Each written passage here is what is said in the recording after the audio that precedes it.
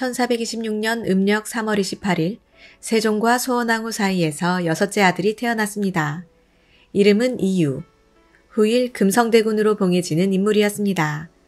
그의 탄생은 단순히 왕실의 경사에 그치지 않았습니다. 태어난 직후부터 태종의 후궁이었던 의빈권 씨가 양육을 맡아 특별한 보살핌을 받았고 세종 또한 남다른 관심을 기울였습니다. 1433년 불과 8살의 나이에 그는 금성대군에 봉해졌습니다. 1440년 금성대군이 창진에 걸려 목숨이 위태로웠을 때 세종은 의원을 직접 불러 치료하게 하고 병세가 호전되자 치료에 힘쓴 자들에게 후한상을 내렸습니다. 이는 단순한 부성애를 넘어 금성대군이 세종에게 특별한 의미를 지닌 존재였음을 보여주는 대목입니다. 또한 그는 학문과 교양을 제대로 갖추도록 교육받았습니다. 1436년 성균관에 입학한 사실 역시 세종실록 18년 4월 기사에 기록되어 있습니다. 어린 시절부터 국왕이 직접 아들의 교육을 챙긴 것은 금성대군이 단순한 왕족이 아니라 장차 국가의 일익을 담당한 인물로 기대받았다는 뜻이었습니다. 1450년 세종이 승하하고 문종이 즉위했지만 병약한 문종은 오래 살지 못했습니다. 문종은 세자를 지키라는 유언을 남기고 세상을 떠났고 어린 단종이 왕위에 올랐습니다. 금성대군은 이때부터 조카 단종을 친아들처럼 지키려 했습니다. 연려실 기술에는 세종과 문종이 단종을 금성대군의 집에 자주 맡겼다는 기록이 남아있는데 이는 단종과 금성대군이 유난히 가까운 관계였음을 보여줍니다. 그러나 권력의 기류는 달랐습니다. 단종의 친삼촌 수양대군은 표면상으로는 조카를 보필하겠다고 했으나 속으로는 권력을 탐냈습니다. 1453년 수양대군은 한 명의 신숙주와 결탁하여 계유정난을 일으켰습니다. 세조실록 1년 10월 기사에는 수양대군이 한 명의 신숙주와 꾀하여 김종서 황보인을 주살하였다라고 적고 있습니다. 이 피해 정변으로 조정의 권력은 순식간에 수양대군의 손으로 들어갔습니다. 금성대군은 이때 형의 회유를 받았으나 단호히 거절했습니다. 그는 끝까지 단종의 편에 서기로 결심한 몇 안 되는 왕족 중 하나였습니다. 세조실록은 금성대군은 수양의 뜻을 좇지 않고 단종을 위하여 충절을 다하였다고 기록합니다. 이는 금성대군의 선택이 단순한 가족애가 아니라 왕조의 명분을 지키려는 의지였음을 잘 보여줍니다. 그러나 이 충절은 곧 그를 위기에 몰아넣었습니다. 세조는 즉위 직후부터 금성대군을 눈의 가시처럼 여겼습니다. 사소한 일에도 죄목을 붙여 탄핵했는데 대표적인 것이 활쏘기 사건이었습니다. 세조실록 1년 1월 기사에는 금성대군의 집에 왕족들이 모여 활쏘기 잔치를 하였으니 고신을 거두도록 하소서라는 대신들의 상소가 기록되어 있습니다. 결국 그는 상령으로 유배되었고 이어 광주로 이배되었습니다.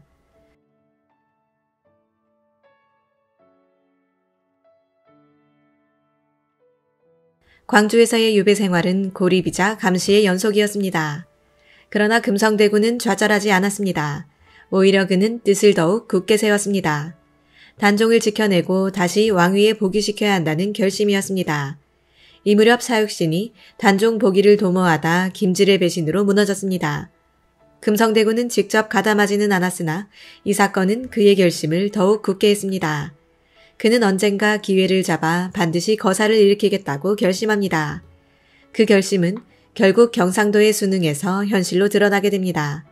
그러나 그 순간은 곧 비극의 시작이기도 했습니다.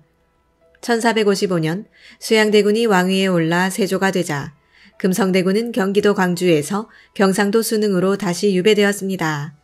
수능은 오늘날의 경상북도 영주시로 당시에는 교통과 군사가 발달한 큰 고을이었습니다. 무엇보다 단종이 유배된 영월과 가까워 금성대군에게는 복위를 도모하기에 의미 있는 장소였습니다. 수능에 도착한 금성대군은 고을 수령이었던 수능부사 이보음과 접촉했습니다.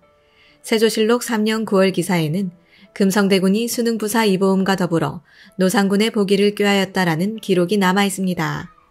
금성대군은 이보음과 함께 고을 내 무사들을 규합하고 사족과 백성들에게 경문을 돌려 참여를 호소했습니다. 그의 계획은 단순히 은밀한 미략이 아니었습니다. 지방사회 전체를 움직여 세조를 몰아내고 단종을 복위시키겠다는 의지였습니다.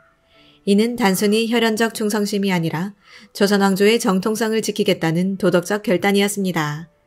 수능의 분위기도 금성대군을 고무시켰습니다. 영남 사족들 사이에서는 세조의 즉위가 정당하지 않다는 불만이 여전히 강하게 남아있었고 백성들 또한 단종을 불쌍히 여겼습니다. 금성대군은 이들의 지지를 발판으로 세조 정권을 흔들 거사를 준비했습니다. 하지만 역사는 그의 편이 아니었습니다. 거사는 뜻밖의 배신으로 무너졌습니다. 수능에 있던 한 관노 이동이 계획을 알아채고 몰래 도망쳐 한양으로 달려갔습니다. 그는 세조에게 금성대군이 수능부사 이보음과 함께 단종의 보기를 꾀하고 있습니다라 고변했습니다. 이 사건의 진상은 지금도 논란거리입니다. 실록은 이보음이 적극 가담한 것으로 기록하지만 다른 전승에서는 그가 처음에는 금성대군의 뜻을 거절하다 칼에 협박당해 간을 보았다고 전합니다. 청성잡기에서는 이보음을 충신으로 묘사하기도 하고 연려실 기술에서는 정치적 계산 속에 배신한 인물로 그리기도 합니다. 더 나아가 일부 연구자들은 한명회와 신숙주가 금성대군을 제거하기 위해 사건을 의도적으로 확대했을 가능성을 제기합니다. 당시 기록의 앞뒤가 매끄럽지 않고 사건 이후 수능부 자체가 폐지될 만큼 과도한 처벌이 내려졌다는 점에서 정치적 음모설은 단순한 추측만은 아닙니다. 결국 결과는 참혹했습니다. 금성대군은 체포되어 국문을 받았고 이보음과 수능의 사족, 향리 다수가 연루되어 처벌을 받았습니다. 수능부는 아예 해체되었고 사건은 정축지변으로 불리게 되었습니다. 1457년 음력 10월 21일 금성대군은 마침내 사약을 받았습니다. 나이 32, 짧지만 치열했던 생애의 끝이었습니다. 그의 마지막 순간은 후대에 전해 내려오는 전승 속에서 더욱 극적으로 남아있습니다. 사약을 받기 전 임금을 향해 절을 하는 것이 관례였지만 금성대군은 이를 거부하며 내 임금은 북쪽에 계신다라고 했다고 합니다. 북쪽, 곧 영월에 유배된 단종을 가리킨 말입니다. 사실 여부는 확인할 수 없으나 연려실 기술에 전하는 이 일화는 그의 충절을 상징적으로 보여주는 장면으로 자리 잡았습니다.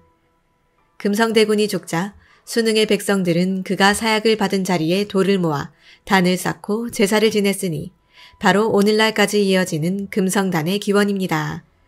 단종을 위해 목숨을 바친 왕자를 백성들이 잊지 않았음을 보여주는 증거였습니다. 그의 사후 자손들은 종친록에서 삭제되고 관노로 전락했습니다. 하지만 시간이 흐르자 억울함을 되새기는 목소리가 조전 안팎에서 일어났습니다. 중종 14년 그의 중손 이이가 되걸문 앞에 집사리를 깔고 석 달 동안 억울함을 외쳤습니다. 중종실록 14년 6월조는 이이가 걸문에 머물며 금성대군의 억울함을 크게 부르짖었다라고 기록합니다. 학자 김한국이 이에 동조하여 왕가의 가까운 친척을 사죄하지 않아 자손이 여전히 죄목에 묶여있는 것은 불가하다라고 상소했고 결국 중종은 노비로 전락한 자손들을 해방시키고 일부 자기를 회복시켰습니다. 숙종 때에는 금성대군이 단종을 위해 충절을 다한 인물로 인정받아 육종영에 포함되었고 영조는 그에게 시호 정민을 내렸습니다. 정조 때에는 후손들이 종친으로 복귀하여 제사를 지낼 권리를 회복했습니다. 억울하게 죽은 충신에서 조선왕조가 공식적으로 기리는 충절의 인물로 거듭난 것입니다. 금성대군의 죽음은 지역사회에서도 오래도록 기억되었습니다. 단종의 장릉에 충신단이 세워진 것처럼 금성대군 역시 수능지역에서 충절의 상징으로 자리 잡았습니다. 이 과정에서 금성대군은 단순한 역사적 인물이 아니라 민간신앙 속 신격화된 존재로 변모했습니다.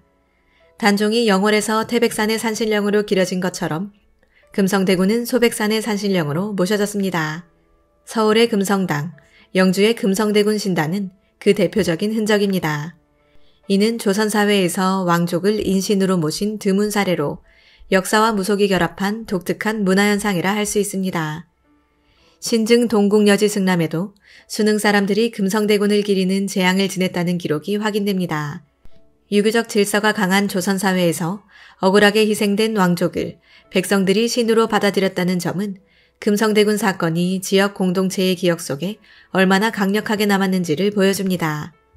오늘날에도 영주시 순흥면 금성단에서는 매년 음력 10월 21일 금성대군이 사사된 날을 기일로 삼아 제양이 이어집니다. 이는 권력에 의해 억울하게 희생된 자를 백성이 끝내 잊지 않았음을 보여주는 역사적 증거입니다.